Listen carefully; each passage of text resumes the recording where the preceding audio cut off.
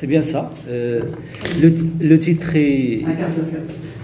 Oui, 15 minutes. Je vais essayer de le faire.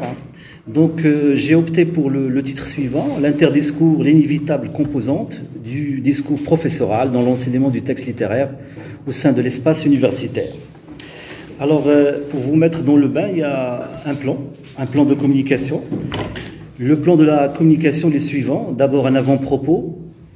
Deuxièmement, je vais évoquer le titre suivant à travers des détails, bien sûr. L'enseignement du texte littéraire à l'université, une pratique foncièrement interdiscursive.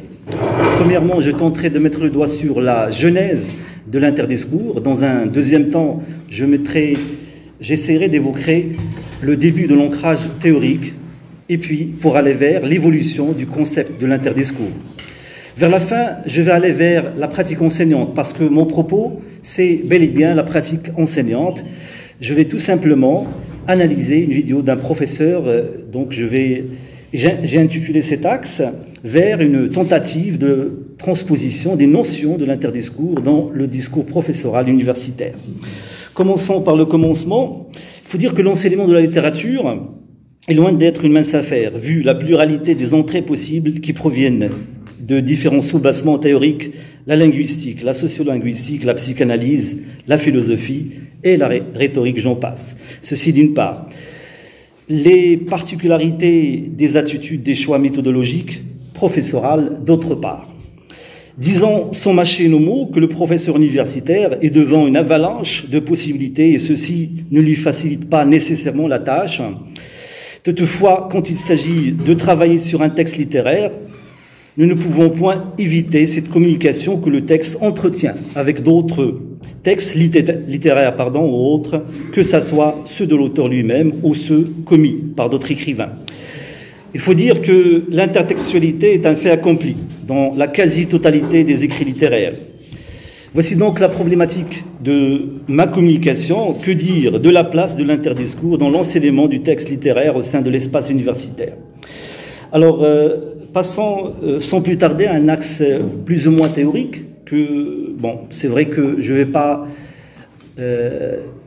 faire un listing des théories, non, loin de là, mais je vais essayer de voir un peu ces théories, les analyser, trouver un sens ou trouver du sens dans ces théories-là. Donc l'axe est intitulé comme suit, l'enseignement du texte littéraire à l'université, une pratique foncièrement interdiscursive.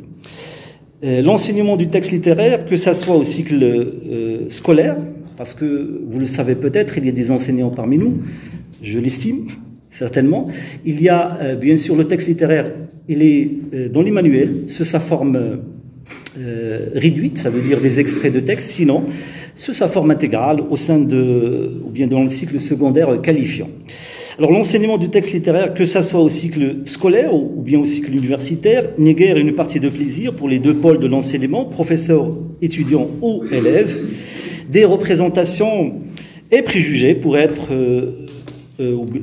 pourraient rendre la mission de l'un et des autres ardue et presque sans orientation. Le contenu et la méthode sont peut-être à questionner. Dans un entretien intitulé « Enseigner la littérature et faire résonner la petite musique de l'intime », paru dans le site HEP, vous pouvez consulter cet entretien après, avec une dernière mise à jour datant de 29 août 2018, Haute École Pédagogique, Sonia Floré répond à la question provocatrice. Je vous lis la question. Peut-on encore enseigner la littérature au XXIe siècle par l'affirmatif, en précisant « oui », mais plus de la même manière qu'avant. On entend souvent des propos durs sur la difficulté de la transmission dans les disciplines littéraires, mais méfions-nous de la nostalgie du passé forcément un peu fantasmé.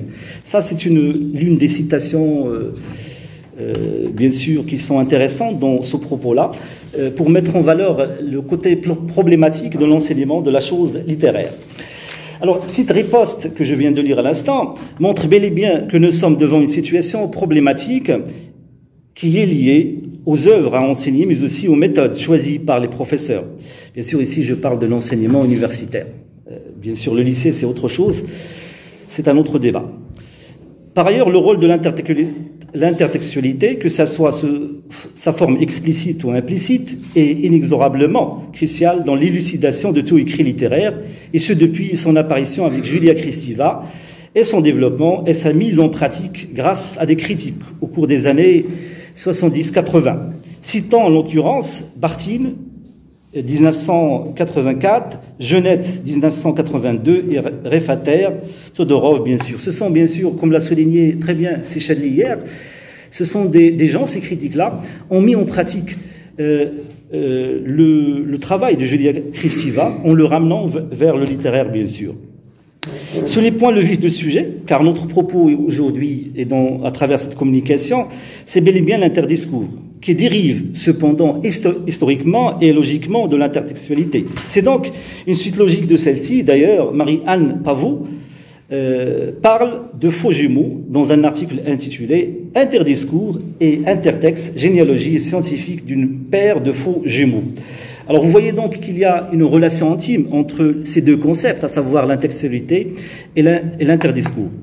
Bien, commençons par la genèse de l'interdiscours. Sa genèse est à chercher dans les travaux de Michel Pêcheux avec la notion de discours possible dans un texte intitulé « Dans Analyse automatique du discours » de Pêcheux de 1969, étroitement articulé aux conditions socio-historiques de production. C'est ce que nous dit Marie-Anne Pavot dans le même article déjà cité.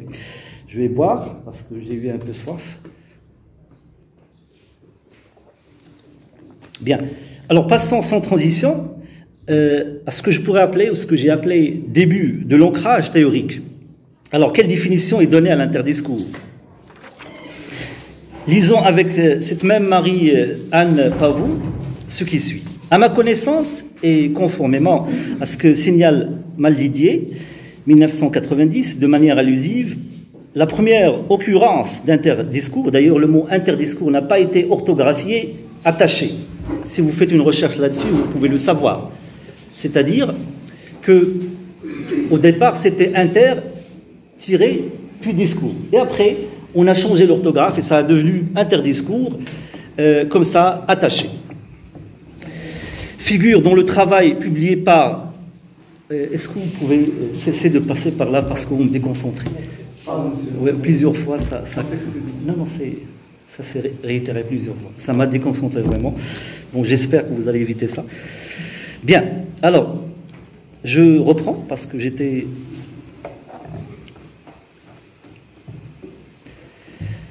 À ma connaissance, oui. À ma connaissance, et conformément à ce que signale Maldidier, 1990, de manière allusive, la première occurrence d'interdiscours figure dans un travail publié par Culilio, Fuchs et Pêcheux en 1990, dans une note vraisemblablement rédigée par Pêcheux, où il est défini comme effet d'un discours sur un autre discours. Là, c'est très important. Au départ, c'était ça. C'est un effet qu'un discours, que je dis par exemple, je peux dire n'importe quoi, vous m'avez dérangé, ça peut avoir un effet. L'exemple que je viens de vivre à l'instant, donc il aura un effet. Dans une perspective marxo-freudienne, il s'agit d'un passage sur ce que Culilio appelle la modulation rhétorique, qui passe selon Pêcheux par l'interdiscours relevant du niveau non conscient ou en termes culioliens, du pré-asserté, niveau très profond prélexical. Donc, je vais analyser, bien sûr, ces citations. Donc, la méthode que je vais suivre comme ça, je vais vous balancer des citations de spécialistes, de linguistes. Ce sont tous des linguistes. Ils ne sont bien sûr dans l'ambiance de l'analyse de discours. On est dans l'analyse de discours, en parlant de ce sujet, en évoquant ce sujet. Donc, analysons cette citation sans plus tarder. C'est bien clair que l'interdiscours est un fruit de la pensée freudienne, plus exactement de l'inconscient, qui est à l'évidence invisible. C'est probablement plus fort que l'intertextualité, dans la mesure où l'interdiscours peut concerner tout ce qu'une personne a emmagasiné dans sa mémoire. Et ce bien sûr, peut surgir à n'importe quel moment de prise de parole d'un professeur. Donc ici, ce qui est intéressant, c'est qu'on voit l'influence de Freud, l'inconscient, ce concept d'inconscient, quelque chose qui n'est pas visible, bien sûr, c'est le premier élément qui a influencé ce que je peux appeler le background le background de ces spécialistes qui ont travaillé sur le terme de l'interdiscours. Dans sa définition classique, la rhétorique, là c'est une autre citation de